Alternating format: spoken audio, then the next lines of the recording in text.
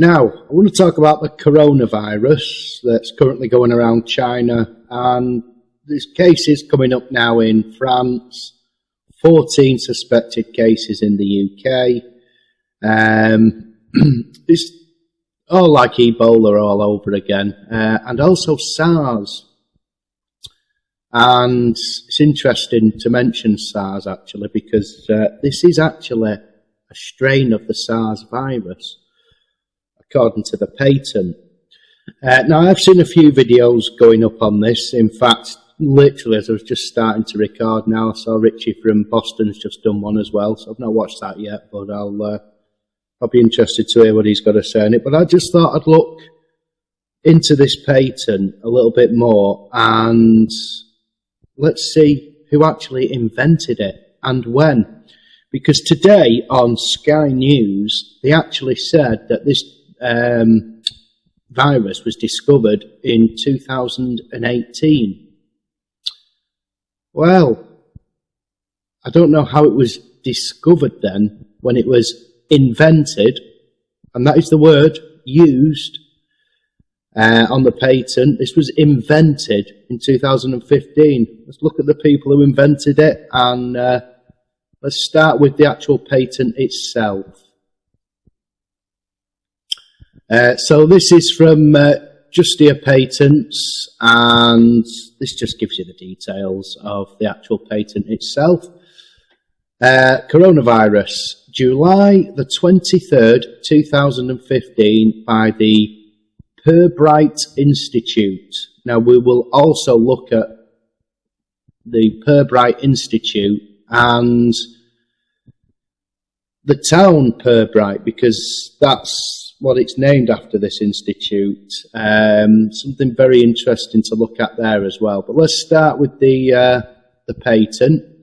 The present invention, there you go, as I say, it's an invention, invented this virus, provides a live, attenuated coronavirus comprising a variant replicase gene encoding polyproteins comprising a mutation in one or more of non-structural proteins, NSP, it goes on.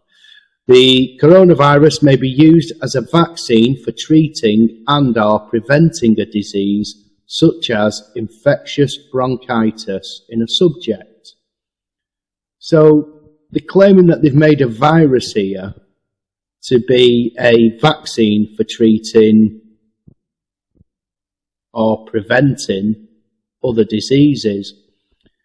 Now, it would be interesting, and I've not found anything on this yet, but it would be interesting to hear if people were being vaccinated against bronchitis or something. I mean, there's others listed below here that we'll look at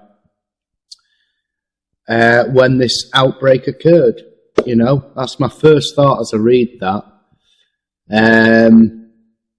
These are some of the other patents that have been put up for the Pirbright Institute. Attenuated African swine fever virus vaccine, that's recently gone in, so I'm going to say it here now. Are we going to have a swine fever outbreak in Africa? Stabilised FMDV capsules, I don't know what FMDV stands for, but remember those letters. Chicken cells for improved virus production. Bird flu. Mutant spike protein extending the tissue topism of infectious bronchitis virus. Well, that's a recent patent, and what you will find as we go down here, that's the same inventor that's made that invented this virus. And I'm going to keep using that word. Field of the invention. The present invention relates to an attenuated coronavirus comprising a variant replicase gene which causes the virus to have reduced pathogenicity. Can't say that. Hang on, I've got someone else's teeth in. The present invention also relates to the use of such a coronavirus in a vaccine to prevent and or treat a disease, not the disease that's come out here. I always thought a vaccine, like the flu vaccine that the NHS forces on people every year now, it's a strain of the flu, and it's the strain of the flu that they think is going to be out that year, because there's many different strains of flu. When I worked at the medical company, we were told what strain of flu would be out that year, and then we sold the vaccines for that, which we then sold on to the NHS and other institutes and schools. The thing with that is they generally got the wrong strain of flu. So they ended up giving people a strain of flu, and then they got the flu anyway because they'd been given the wrong strain to be vaccinated against. When you have the flu vaccine, you actually have the flu, a mild form of the flu, for a couple of days. Do vaccines work? I'm sure some do. I'm sure the idea in principle sounds good. You know, give you a small dose of something and you become immune to it. You know, your system learns how to fight that. And because it's only a small, weak strain you've been given, it can fight it off quite easily. Vaccines, in principle, do make a lot of sense. People used to vaccinate the children in the olden days, before all this medical technology. If a child in the neighbourhood had measles, then the parents would take their children round to play with that child so they'd all get the measles. And once you'd had the measles, you weren't going to get it again. That was the early forms of vaccination. You exposed yourself to the virus, the disease, or whatever it is, and build up your immunity to it. None of these things were deadly. In very rare cases where people had something wrong with their immune system in the first place, they could be deadly, but generally these things were just an illness that you got, and that you know, you fought off and then you was fine. How times have changed. I'm not against vaccines in principle. I wouldn't have any of the current vaccines that come out. The ones I had as a child seemed fine for me. I had the TB vaccine when I was about 5 years old because my granddad had died and they thought that he'd died of TB, so they gave us the TB vaccine and then realised it was actually cancer that he'd died of. So, well, although there's a vaccine for that coming out soon, I won't be having that one. But I do think they give children a lot of vaccines far too young, before the immune system's finished developing. Now, scientists may argue that to give a vaccine while the immune system's developing is an ideal time because your body learns to fight it more, but I would have thought that your immune system should have been developed to a greater extent than it is already, because I would imagine it's always developing if it learns to fight diseases as you get them. But that's my concern with vaccines. Not that you shouldn't necessarily have them, but they should wait till you're older. They shouldn't be giving them to, you know, infants and newborn babies. Avian infectious bronchitis virus, IBV, the etiological agent of infectious bronchitis, is a highly infectious and contagious pathogen of domestic fowl that replicates primarily in the respiratory tract, but also in epithelial. I can't use all these technical terms. I think that's skin cells. Cells of the gut. No, it's obviously not then. Gut, kidney, and oviducts. IBV is a member of the order Nidovirales, family Coronaviridae, subfamily Coronavirinae, and genus. Anyway, fucking that means nothing to any of us, does it? Guinea fowl and pheasants. So, how are humans getting this? If these are just supposed to affect these particular animals, how are humans getting it? It's responsible for more economic loss to poultry industry than any other infectious disease. You can understand why they've designed this, this vaccination for it. So did they go around and vaccinate all the chickens? That seems like a job and a half, doesn't it? But this is the thing you find with a lot of these, is that they're invented for animals and animal diseases, and yet humans seem to get these animal diseases. I've had many pets in my life, dogs, cats. None of them have ever caught a cold off me. Just saying, I don't think these diseases can transfer from amongst different species. And yet that's what we get. We get bird flu, swine flu.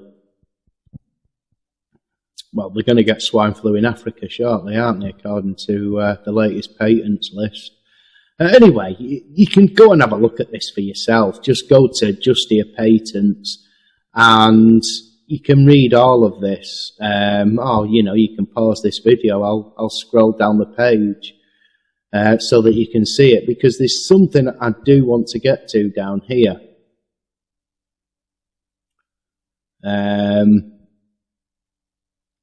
Detailed description. The present invention provides a coronavirus comprising a variant replica gene, which, when expressed in the coronavirus, causes the virus to have reduced pathogenicity compared to a corresponding coronavirus, which comprises the wild-type replicase gene. It's way above my head. And then they have these 4 groups: canine, feline, so there's your dog, your cat; human, porcine, isn't that a dolphin? Transmissible gastroenteritis virus. Now, this is New Haven. That seems important to me in the human coronavirus, New Haven. It sounds a little bit Georgia Guidestones, that, doesn't it? And I do wonder, with these diseases that they invent, are they this reducing the population? Is this the agenda they're going to use? A lot of us think the chem spraying in the skies is for that. I don't. I think that's to cover up the signs of end days. There'll be stars in the, there'll be signs in the stars, moon and the sun. And we've seen that, and that's why I bought a CCTV system and set 4 cameras up to watch each area of the sky, and I'll be live streaming that 24/7 once I've finally got it all set up. I've just got to make a few more mounts for the cameras, because they're going on the top of the house, so that you get, a view of the sky. At the moment, I've got trouble filming north and south because I live in a terrace house, and there's a house to the south and there's a house to the north, so they're going to have to be roof mounted, those 2 cameras. But I've got east and west going. Anyway, all this information, it's way above my head. It's probably way above yours as well.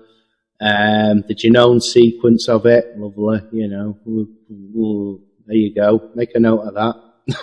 It goes on and on. Fucking hell.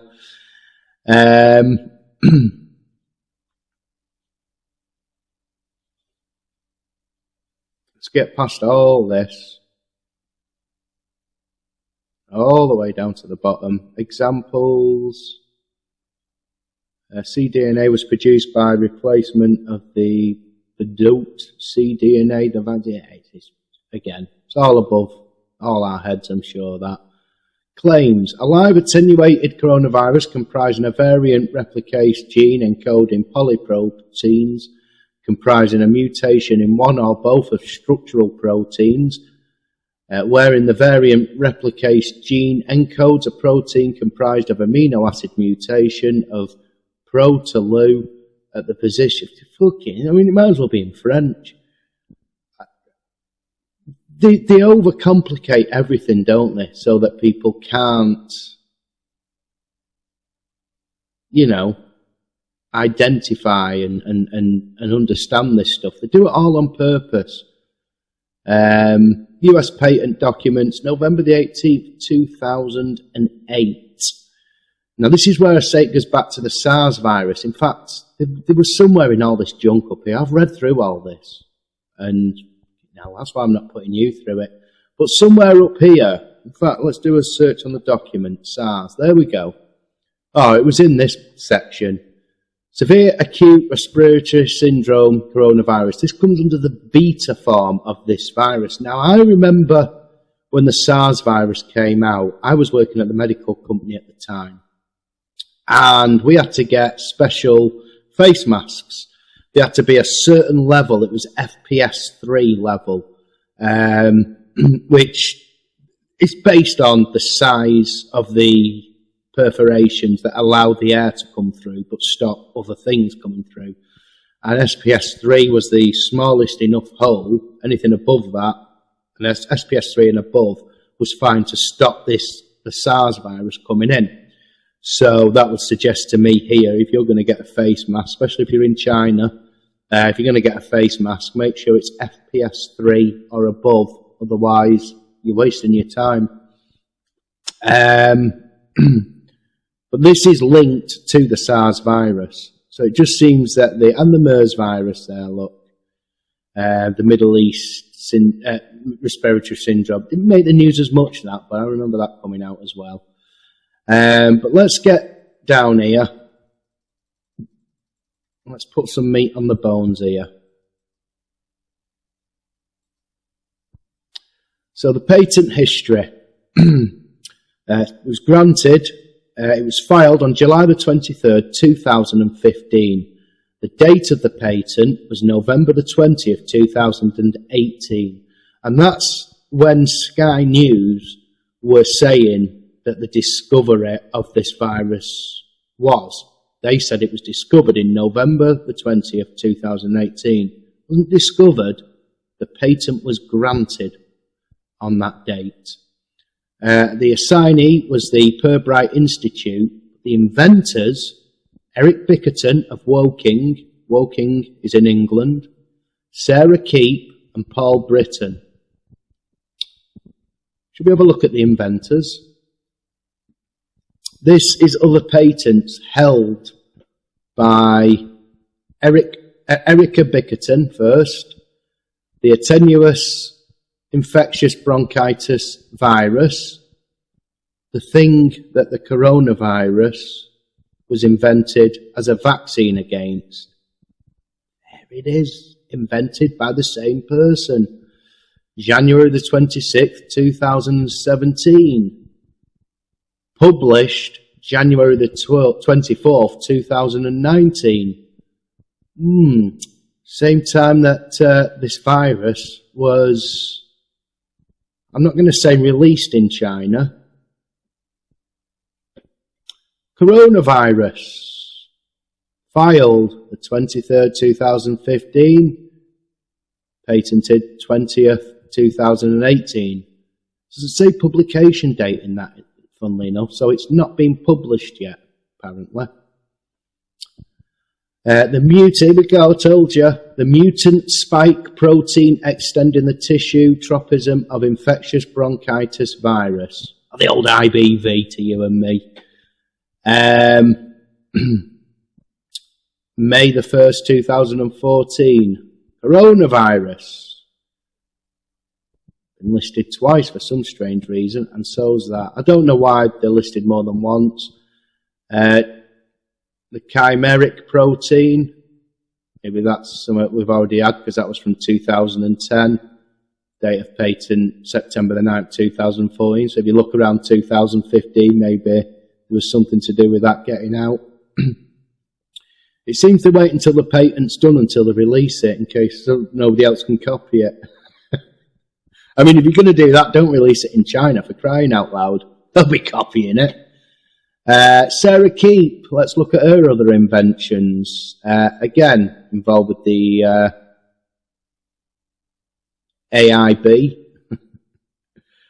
coronavirus and the coronavirus. She seems to be just on this project, not on the others.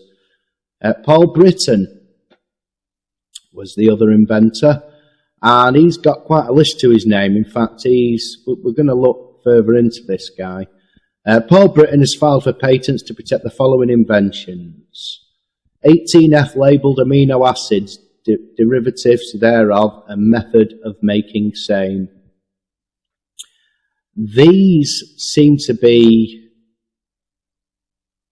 what they use to grow these viruses, and he seems to have made something new there, a new type of amino acid. I mean, they're the building blocks of life, so it makes sense that they'd be used in these viruses and to invent these viruses and to grow them.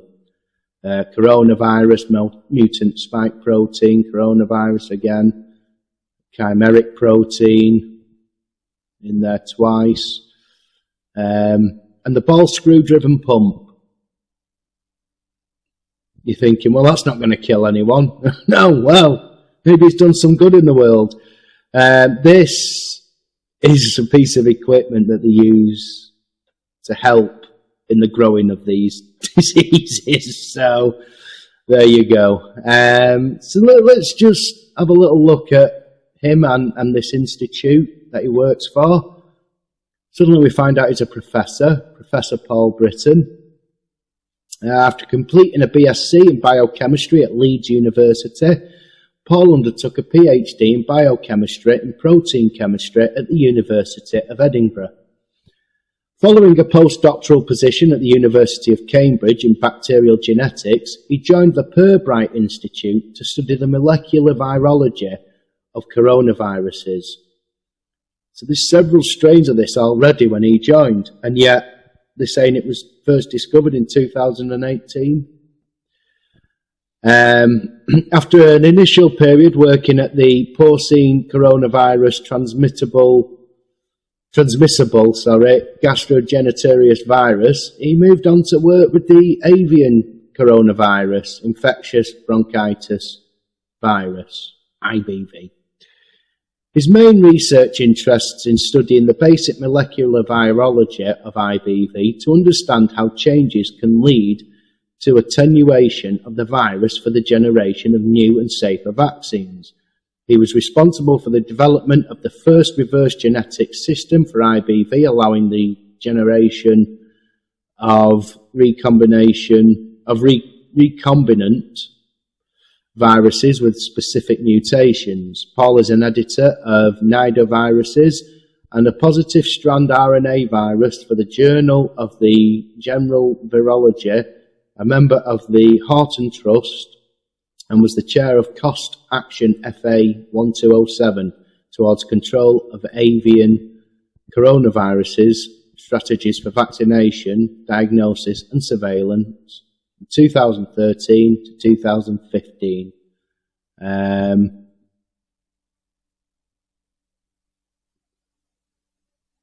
This is the stuff he's worked on, the news he was involved in. Pirbright scientists identify mutation hotspots that may inform infectious bronchitis vaccine development. Well, let's have a look at that. This is all on the Pirbright Institute website where he works. The Pirbright scientists identify mutation hotspots. So where are these hotspots, I wonder? I'm just looking to see if it actually states where they are. It doesn't seem to. This shows that using egg passages as a means of creating IBV vaccines produces unpredictable changes in the virus. Is that what's happened? Have they had unpredictable changes in it, and that's what's caused this outbreak? I'm not saying this guy's invented the illness and put it out there at all. According to the text here, he's invented the cure for another illness, which just happens to be this thing that they're saying is going around. The Pirbright Institute, based in Pirbright. Let's just take a little look here. What Pirbright is, I'd never heard of this place. Pirbright is a village in Surrey, England. Pirbright is in the borough of Guildford and has a civil parish council covering the traditional boundaries of the area. Pirbright contains one buffered sub-locality, Stamford Common, near the... anyway, there it goes on. Near the nation's Farm Animal Disease Research Institute. Okay, well, we're getting a little bit of a picture of this place. Now, I've spoken to somebody who works for government facilities like the MOD and other places like that. They would have known about this place, and they claim to have absolutely no knowledge of it whatsoever. All this kind of stuff, in my knowledge, was done at Porton Down. Well, this is the way things work, isn't it? The things we're told are generally not actually true. And I don't think Porton Down actually does any of this stuff. It's like Area 51 in America. Nothing goes on at Area 51 that they would want to hide. But they put it out there because that's where everybody looks then, and it's actually happening in another, military base somewhere else. And that's exactly what's happened here. Everybody thinks Porton Down is where all this stuff goes on. If you remember the case where the 2 Russians were poisoned recently, that was just up the road from Porton Down, and so it was easy to link the two together. Well, it's not actually where it's all done. This town, Pirbright, contains the Pirbright Institute for Preventing and Controlling Viral Diseases, which is what I thought Porton Down was supposed to be for. The Army, MOD, UK, this is where they train a lot of the British Army up, ATC, the Army Training Centre. Young soldiers at Pirbright Barracks forced to rape each other. It doesn't sound a very nice place, does it? It's all about army recruitment. All I've put in is the town name, Pirbright, and it's all about the army. It's all about disease control and a pub. Every town needs a pub. Power cut check for Pirbright. It sounds like they do the experiments there as well.